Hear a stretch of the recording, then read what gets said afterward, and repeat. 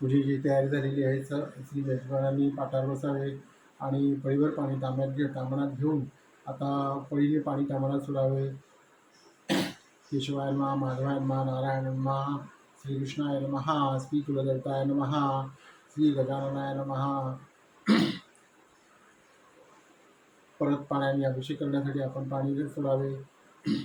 ओम यज्ञ यज्ञमध्ये देवास आणि धर्मानी प्रथमान्या सन्नते हे नागम महिमान सुचंत्र यत्र पूर्वे साध्या सन्ति देवाः.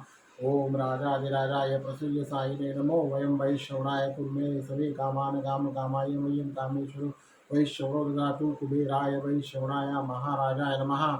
ओम स्वस्ति साम्राज्यं भोजं स्वराज्यं वैराज्यं पारमेष्टं महाराजमाधिपत्यमय समंतपर्यायी सार्वभौमांतादात पराजात पृथ्वी समुद्रपर्यंताया एकरायति तत प्रेष श्लोको विहितमोता परिवेष्टारो मरुतस्यावसुन्दरे आवीक्षितस्य कामप्रे विश्वे देवा सभासीति. श्री इति श्री रेवाखंडे सत्यनारायण पंचमोऽध्यायः गोडः.